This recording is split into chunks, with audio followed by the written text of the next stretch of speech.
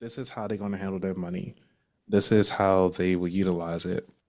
And even you can do joke around like, hey, whatever the Powerball is right now, or the Mega Millions, be like, hey, all right, it's cool. Did you know that the Mega Millions is at like 480,000? I mean, 80 million? What would you do with that money if you were to get it? So you can play around with it and still get a mindset on like, hey, are they looking into building a trust? Are they doing long-term planning? Or are they looking at the immediate need? Like, okay, well, I'll just buy my mom a house. Where though? Like, are you planning on building longevity? Not just building a trust, but also are you looking at corporations? Are you looking at building expat? Are you looking to stay in the United States? The world is your oyster. Mm. So why not go explore that? What does that look like? I mean, a lot of people only move in ways that they are familiar with. They might go a little bit out to stretch themselves, but if they're not willing to take that kind of risk, that also get to tell you how they are with their finances currently.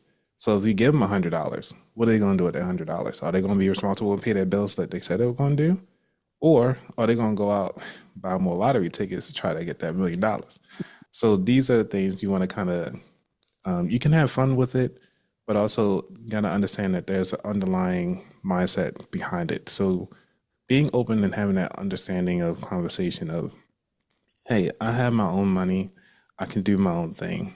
Um, and actually just kind of talk about a lot of hypotheticals. I did a lot of that. Um, so even when it comes to, I mean, I don't change the topic. I can go on topics, but you can go to the next one. No, that's good. No, no, for real. No, I hear you because money is. I mean, these conversations we don't talk about them enough. I mean, I was doing some research. I think Ramsey, Dave Ramsey, Solutions. He was talking about how high debt is correlated with divorced and disagreements and money and stuff like that because I, that's only part, that is like part of the whole situation. okay. The main thing is communication.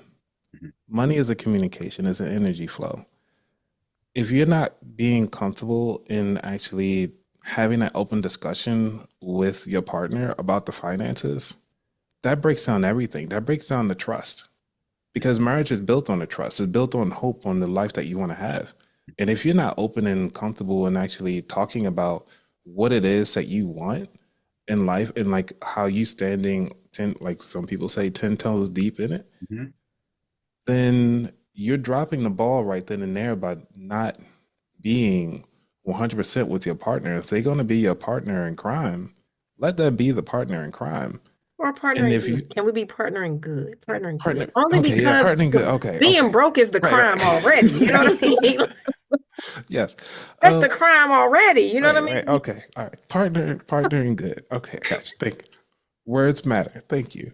Yeah, I like that. So because since words matter, you know, communication is a big deal. So just money doesn't have feelings. So you can say, oh, well, you know, they get divorced because of money. That's like somebody dying because of COVID, but really when they had the underlying health issues, you're gonna blame it on COVID. Does it work? No, but the hospitals get a lot of kickback because they said COVID on the line. So these are the things you got to look at. What is the underlying issue, not what it is and sounds glory and fun. So that's the only thing I like to say on that one. It's just only part of it is the communication piece is really the solidifier for that Mhm. piece. Mhm. For sure. I think it's a whole lot of stuff when it comes to the money. Amen.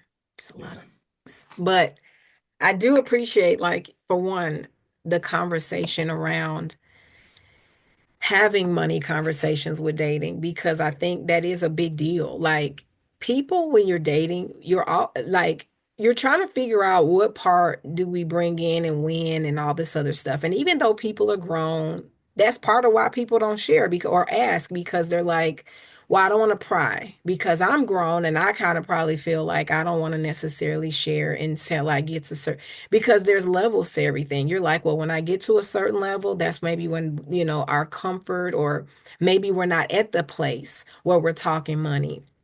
and things like that. I think that, you said a lot. You said, one, you got to feel that person out or get to know them, Hmm.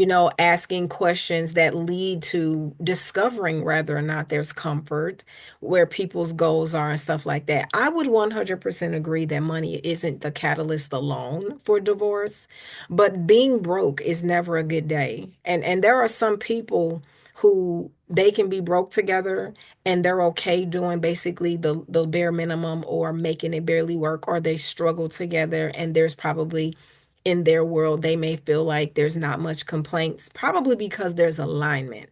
But usually, when there is a person who's definitely, I want to say this, when two people are goal oriented, but one person has poor money management skills, right? It makes it very challenging because you start to question whether or not you'll ever make the goals. So communication is definitely a huge thing, but executing, how we're going to resolve some of these financial issues is another huge thing, because do you have a goal? Do you have a realistic goal? Some people, let me tell y'all, bless the Lord Jesus. I dated somebody that I later married. Yes, it was me. I'm the problem. I get it. We're not going there. But I dated someone who I later married who had poor money management skills, because what I find is that sometimes when people have a lot of money, they mismanage their money because they just have a lot of money. They're not as intentional. So therefore they just be like, well, I mean, I always got a lot of money coming in. So I'm not. So that was his story. Well, when he got to the place where the market changed for business for him, and he got to the place where money wasn't always flowing in that way, that same mismanagement was applying with less money. So when we were trying to, take care of regular stuff and everything like that, it was always a challenge. I was like, okay, well, this season we can't be eating out. Amen. Mhm. It's noodles and rice and beans over here. Okay. We okay, maybe not that bad, but close. Okay, Right. I mean, close. Okay. my wife taught me how to make some good rice and beans. Because at Do you first, when she hear was what like, I love she your was wife? like, make some rice and beans, and I was like, okay. I did my first crack at it. It was just strictly rice and beans. But then she laughed at me so hard. Like she still laugh at me today. But one of the things that she did was when she made her beans, she'd do like tomato paste, some onions, some cumins. I was like, I didn't know you could do all that with the beans. Like she was like, yeah, and then doing on the bed of rice. I was like, oh, On a this bed. is You your hear that? best. Bed of rice. Yeah, bed Amen. of rice. That's good Yeah, living right there. yeah. That's good living, I Sean. was like, this is great. And she was like, oh yeah, you don't get the little short grain rice. You need to get some of that basmati rice. And I was like, ooh, basmati. All I know is about like jasmine, maybe. She was like, no, you gotta go basmati. I was like, That's a okay. step up. Now, Yeah, now yeah. regular long grain or short grain rice is probably the norm. Right. Jasmine is the step up. Hmm. Then there's basmati. That's basmati. Top tier. Yeah, yeah. Yeah. So But a yeah, lot of so all of that to say, I would agree that it's like you gotta have communication, because I think that is probably one of the hardest things is, do I talk about it? When do I talk about it? Especially dating, because you don't wait till marriage to talk money, y'all. course. You don't That talk, you don't that's wait true. till marriage to be like, oh, now we're going to talk about our finances. Marriage should be like, how you get a brochure and it gives you a cover of all the wonderful experiences. That's dating. Marriage should be you've arrived already, but you've already got a preview of everything in your dating, and at least a lot of things, if nothing else. So you should have these conversations. You should develop the comfort, and sometimes it is not them, right? Sometimes it's the person. Sometimes you got to check where that person may not create that space of comfort to be able to share, or they're condescending if you share. You got to check all of that. You got to be like, okay, maybe we need to talk about how to create a safe environment for us to have this conversation. Or like you said, I loved how you talked about the hopeful conversations. It's kind of like driving through the neighborhoods looking at houses that Yes. you'll probably never live in, you know what I mean? And you're like, man, I may want to dip into this one day, right? But you're dreaming together and things like that. That's a vulnerable space too. But I do think that, those are some really good ways to start opening up that dialogue. I think that's really, really good. Mm-hmm. Yeah. Yeah, because you got to have, like you said, those conversations early. But I guess a lot of people struggle with when, right? Yeah. So, Anthony, what are some red flags when discussing finances with a potential partner? Uh, I could tell you this, not having them. So in my prior relationship, I didn't have them. I was up here thinking like everything was peachy cool because we were dating or whatever, but I didn't even think about, okay, because when we decided to combine households, and that's where the money conversation started happening. I didn't realize like some people are on certain plans because they didn't pay bills. I never been on any of those plans. I've heard of them, but I never use them. So for Maryland, BG&E has something called budget billing, which means like if you're so far behind, they'll just kind of put you on a basic budget, a flat fee type deal, Mm, whatever. I okay. never knew what those were. So when I get inside the household, I was paid everything 100%. I was like, why you got this thing lingering around? It's accruing interest. And then because of that, I was paying everything up front. I was like, cool, I'll take care of BG&E, at least for me being there. Mm, And then I'll take care of the groceries or whatever, because I was couponing as well. So I was taking care of all of that. And so by doing that, it got rid of the budget billing process. And I didn't know that there are so many different other programs to kind of help people who are actually behind. mm, And by doing that, opened my eyes up to other things. Okay, now that I realized that, that opened me up because I'm up here just trying to figure out her life as well. So realizing that she also went to a lot of casinos. So I started learning the casinos up and down 95, 295. Like I can tell you all the casino addresses. Like it's bad. And I could tell you all the slot machines who gonna be there and all the dealers and everything like that because that was my game. So I learned how to play baccarat. Dropping like 3 G's on the table. It's like it was nothing. Not realizing like, hey, I'm actually feeding into this system of what's going on. And it wasn't a shock until it's actually started to hit me personally when the credit cards started coming in. mm. So having to know what the red flags are, not saying like, hey, the first time, like if her name begins for A, it's automatically a red flag. No. But if her name, but when it And comes to, yes. I know my co-host. I mean, her come name is on, Aquila, man. come Oh, on, no, I'm sorry. No, I mean, this is No. Anthony. the, How we gonna act like this on our first time yeah, meeting? not on the first time. I'm sorry. This bad Sean, don't example. have him Okay, back. bad Don't have example. him back, Sean. If her name begins for A, it's a I green just flag. Okay, it's a green flag. Yeah, Uh, we call her Q, but her first name start with an A. yes, Okay. I got you. All right. Okay, we I back. we see. gonna I just see. delete I that see out the the name. video. No worries. Yeah, yeah, Keep y'all going. can delete that. Yeah. So one of the red flags when it comes to dating is really realizing your risk level.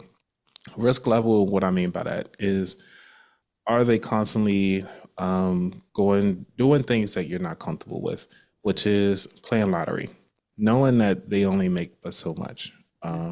And then because hopefully you had that conversation about how much they make, what they doing with their money from day to day, how they paying their bills, are they paying them on time, what are their thought process about the interest rates on credit cards or paying things late. Learn those different things. You have to ask these questions before you even decide to combine households. And so that's a red flag. Another red flag is um, dodging their credit card bills. So if you ever go over to visit and you see this pile of credit card bills on the side, or you notice that shredder's kind of full, that's a red flag. If they, how can I say? We keep it Yeah, I don't real. know you. Okay. I don't know. He already done X me out if this is Oh my keeping it God. real. I don't know. What you got, Anthony? I'm ready. What is it?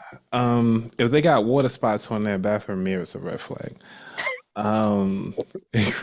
If the trash ain't taken out on time, it's a red flag.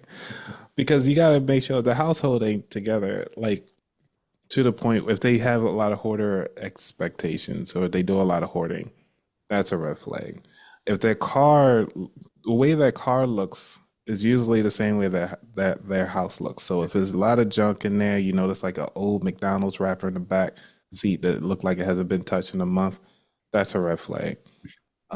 If they got bald tires, it's a red flag. Um, yeah, so I'm gonna stop there before He I get got tons canceled. of red flags out. He basically just squashed out probably a good percentage of the women, you know. Like, Oh oh. my God, Yeah, because she gonna need her tires done. You know what I'm saying? Yeah, the bald tires might be just by the fact that she busy. And I'm not saying. And Yeah, she again, here's the hustling. Yeah. thing: you gotta know. Here's the reality, y'all. We talked about this before. Red flag doesn't always mean stop and don't deal, but it Hmm. could mean that too. But it Yeah. definitely means it's something that needs to be addressed. For sure. Yes, at least start the question, start the conversation there, and that'd be a Hmm. good conversation starter as well. Before you even start I'd like to say combined households because that's pretty much what you're going to be doing. Who's going to Hmm. live where? Are you going to be comfortable having her moving all her stuff over with you? Are you comfortable with her going on long periods of time without like by neglecting basic maintenance for the vehicle? Are you comfortable stepping in to be that person to kind of handle all the vehicles in the Yeah. property? Are you comfortable stepping in to be the person that cleans up the whole house? Are you comfortable organizing and stuff like that? So these are the things you got to think about. Yes, you're doing it for yourself, but then you got to do it for somebody else. And if they have kids, deal with the kids as well. Oh yeah, the kids. Yeah, that's another conversation. The kids. He said for another day. Yeah, I don't have kids. So, Oh, okay. yeah, so I mean, I could talk about it a little bit because I used to be a teacher, and my ex had a child. Well, she has a child. Yeah, for sure. But I do like that you said, one of the biggest red flags about discussing finances is not discussing it. So that just means y'all remove it from the table that you're not gonna say something. You want to definitely make sure that it is on the list of things to discuss. And I'm gonna tell you, and from firsthand experience as well, I would co-sign that for sure. Because like I was just sharing with you that, you knowing what somebody's money habits are, because having good money habits should not just be in the circumstances where you have a lot of money. Right. Your spending habits are going to be also when, let's just say, life happens. Like I had a brother who wife had cancer, and the fine now it became a one he was the only breadwinner, and then money was being was completely being zapped in their savings and things like that because of the health issues and concerns. Do you have somebody that's going to be able to sacrifice to make sure that you guys have the things you need if certain things like that come in place? Do you have extra insurances, you know what I'm saying, that you have to cover that to kind of protect? You want to know, like he was saying, like what does the future, and even just knowing what debt is, if there's a plan to pay the debt off, if it's not a plan. So I do think having the conversation is definitely a very important thing. I want to ask you a question. How should couples handle income differences and financial imbalances in their relationship? Easy. One of the things is going back to that communication piece. So, say if usually the guy likes to be the provider, and when they are the provider, they kind of feel a little macho, their chest spoke out, whatever, like, yeah, it's my household, and I can do things around the house. But when the woman makes more, it's just kind of like, okay, well, you can do your little thing, you can play your little video game, you can do your thing, here, your snacks, you know, be fine. They don't walk around with their chest poked out like, yeah, this is my place, blah, blah. You can shut up and get out the house if you want to. But having those imbalances, I won't even really call it imbalances because everybody comes from a different background. And so depending on if you came from a two-parent household, if you came from a single family household, single parent household, or if you grew up with like a lot of siblings, your money mindset is going to be completely different. So understanding like your partner's lacks and their greatness, you can actually fill in those key areas from where they lack in and vice versa. And that is okay. So when it comes to that 50-50 or whatever type deal, I know a lot of people like to talk about that when it comes to 50-50. Sometimes it's 90-10. Sometimes it's 100-0.